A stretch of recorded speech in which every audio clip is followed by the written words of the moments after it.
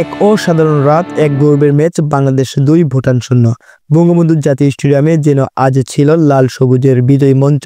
গ্যালারিতে হাজারো গোলাপ, পতাকার ঢেউ আর মাঠে একের পর এক জ্বলজ্বলে মুহূর্ত। বাংলাদেশ ফুটবল দলের এই পারফরমেন্স শুধুই একটা ম্যাচ নয়, এটি ছিল এক বার্তা, আমরাও পারি। ম্যাচের ৫ম মিনিটে গোল, কর্নার থেকে উড়ে আসা বল মাথা তুলে লাফিয়ে এক দূর-দূরান্ত হেঁটে বল জ্বালা জড়ালেন হামজা চৌধুরী। প্রিমিয়ার লিগে খেলে আসা এই মিডফিল্ডার তার হোম ডেবিউতেই জ্বলে উঠলেন। তার অভিষেক ম্যাচে করলেন একটি গোল। তার পাসিং, ট্যাকলিং এবং দৃষ্টিনন্দন কভারেজ বাংলাদেশের মাঠকে জ্বলজ্বল করে তুলেছিল। এ থেকে বলা যায় হামজা চৌধুরী শুধু একটা ম্যাচ খেলেননি, তিনি জাগান দিয়েছেন আগামী দিনের ভবিষ্যৎ লিডার এই Hamza Chowdhury. English premier league থেকে আসা হামজা চৌধুরী বাংলাদেশের জন্য একটা বড় সম্পদ। তিনি আগামী দিনগুলোতেও বিশেষ করে সিঙ্গাপুরের ম্যাচে আবারও জ্বলে উঠবেন এবং তার নেতৃত্বেই, তার দক্ষতায় বাংলাদেশ এই ২ গোলে এগিয়ে গেছে। দ্বিতীয় অর্ধে মাঠে আগুন জ্বলেন সোহেল রানা। যে সোহেল রানাকে নিয়ে অনেক গুঞ্জন, অনেক সমালোচনা ছিল, কিন্তু ম্যাচের ৪৯ মিনিটে সেই সমালোচনার বাধা কেটে দিলেন। ম্যাচের ৪৯ মিনিটে ডিবক্সের বাইরে থেকে বাম পায়ের এক ঝোড়ো শট, ভুটান গোলরক্ষক শুধু তাকিয়েছিলেন, বাংলাদেশের ২-০ গোলে এগিয়ে যায়। সেই থেকে ম্যাচ পুরোপুরি আমাদের দখলে ছিল। তরুণ বিস্ময় ফাহমিদুলের কথা ভুলে গেলে চলবে না, যে ফাহমিদুলকে ভারতের ম্যাচে গেম টাইম না দেওয়ার কারণে ফুটবল প্রেমীরা আন্দোলনের রাজপথে নেমেছিলেন। এই তরুণ লেফট উইঙ্গার যেন মাঠ জুড়ে ছড়ে দিয়েছেন গতি আর স্কিলের জাদু।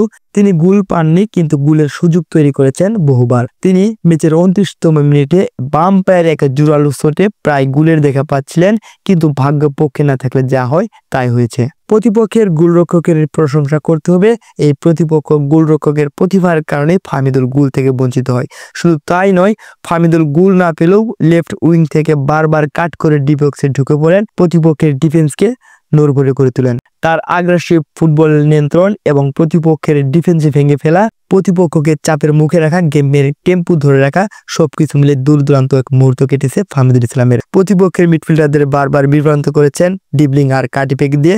তার পাসিং একুরেসি ছিল 91% এবং ২ আক্রমণের সূচনা হয়েছিল তার পা থেকেই। বাংলাদেশের লেফট উইঙ্গে যে একটা অভাব ছিল দীর্ঘদিন থেকে, এই অভাবটা পূরণ করতে যাচ্ছেন ফাহমিদুল ইসলাম।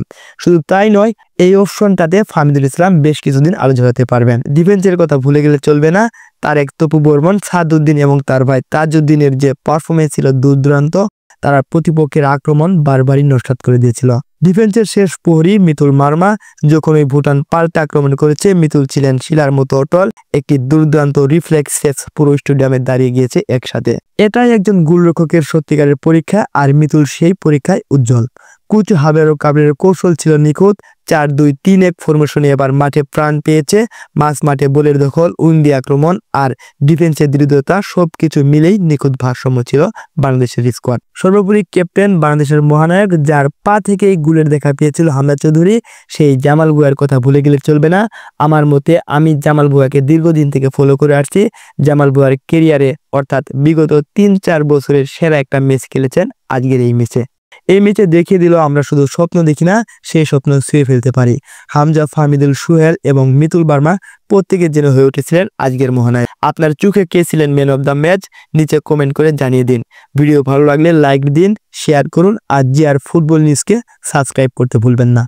ধন্যবাদ সবাইকে। আসসালামু আলাইকুম।